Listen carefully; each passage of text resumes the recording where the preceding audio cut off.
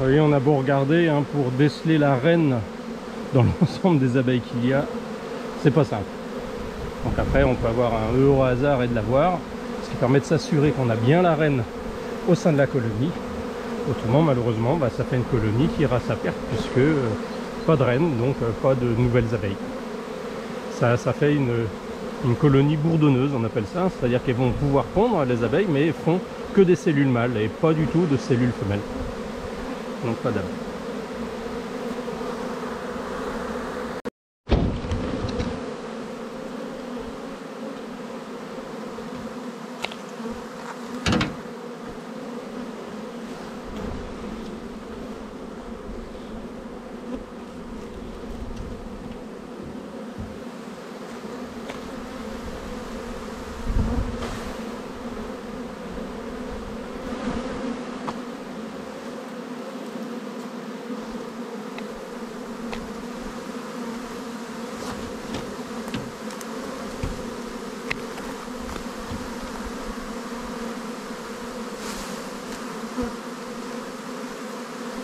Le but, vous voyez, c'est de ramener l'ensemble des abeilles et voir les faire rentrer. Là, vous voyez qu'il n'y a pas du tout d'usage de fumée, justement pour ne pas perturber leurs phéromones. Parce que comme ça, le signal se transmet beaucoup plus facilement et c'est plus efficace. Donc là maintenant, c'est de la patience parce que faut attendre que l'ensemble des abeilles rentrent dans la ruche. Alors maintenant je suis en train de me demander, ma ruche est peut-être un peu petite maintenant à la ruchette, peut-être falloir que je transvase dans une autre ruche, dans une ruche un peu plus conséquente, mais là je vais voir, je vais déjà attendre qu'elle s'acclimate.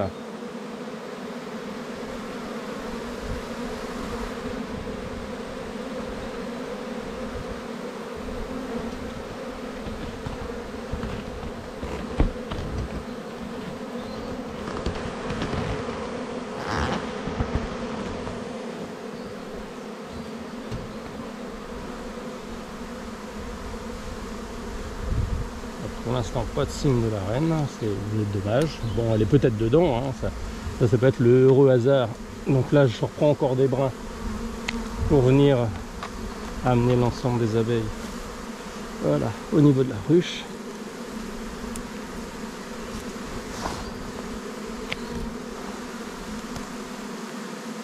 Vous voyez qu'elles se mettent en grappe hein, et tiennent bien au niveau de la grappe. Voilà. Hop.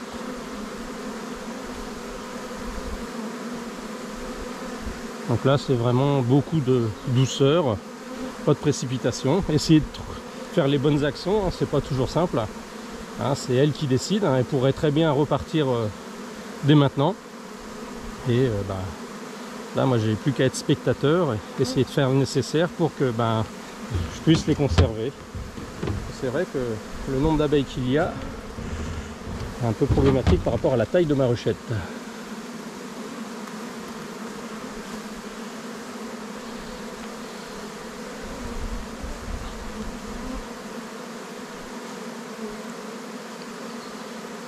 Donc je vais les laisser et aller préparer éventuellement une ruche plus conséquente, ce qui me permettra de mieux gérer l'ensemble de la colonie et pas que le phénomène se reproduise, c'est-à-dire qu'elle se retrouve trop à l'étroit dans la ruchette et qu'elle décide de repartir.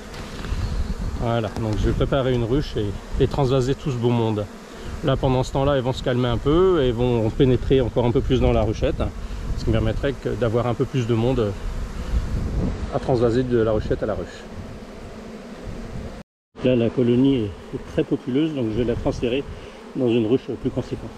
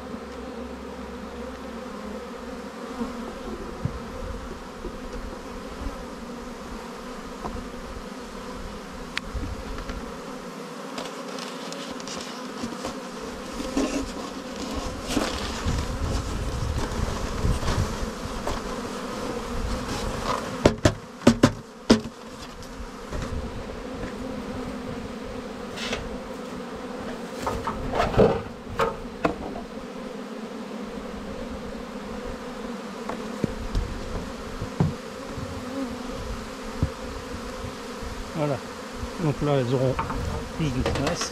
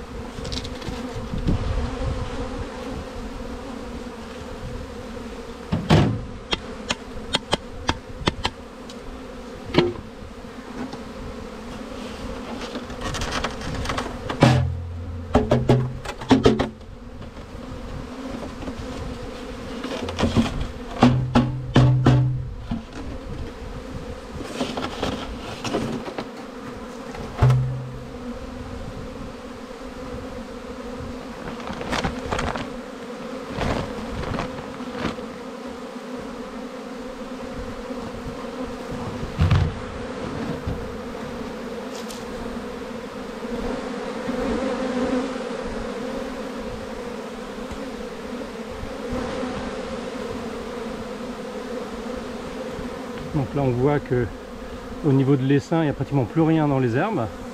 Tout le monde revient comme il se doit vers la ruche, donc c'est peut-être bon signe. Là maintenant, on verra à terme si il y a de la ponte. Mais au moins, j'ai l'air d'avoir récupéré pratiquement le maximum de l'essaim.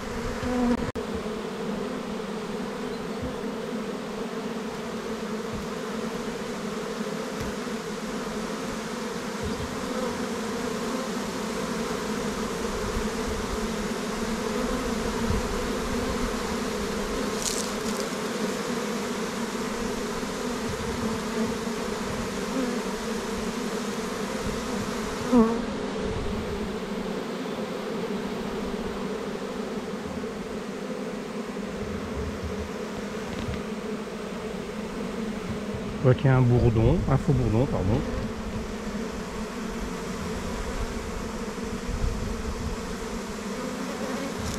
Le bourdon, c'est celui qui est un peu plus gros que les abeilles et ça lui fait comme une paire de lunettes de soleil.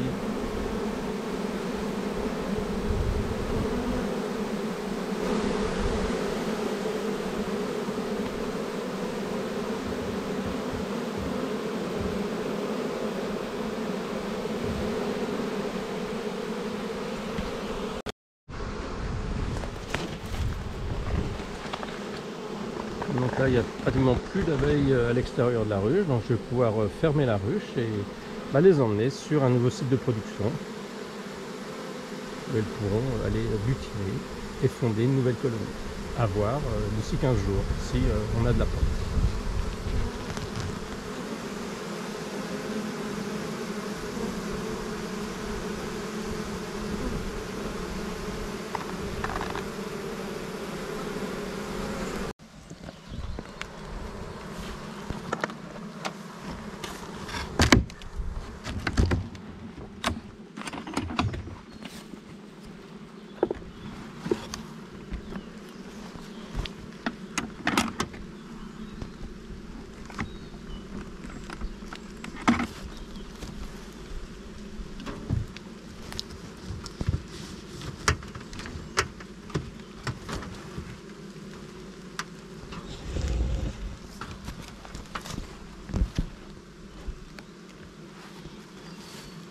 Voilà, donc on est arrivé sur site. Là, je vais bientôt libérer la sortie pour qu'ils puissent découvrir leur nouvel environnement.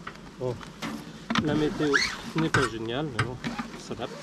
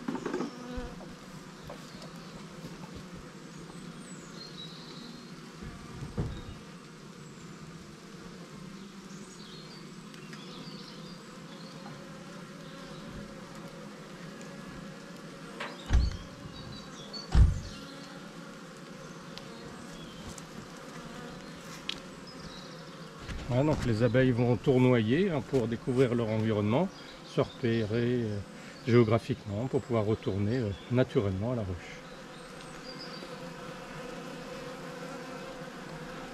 Maintenant, ça sera de la patience pour voir si à terme j'ai bien récupéré la reine et que celle-ci pond comme il se doit.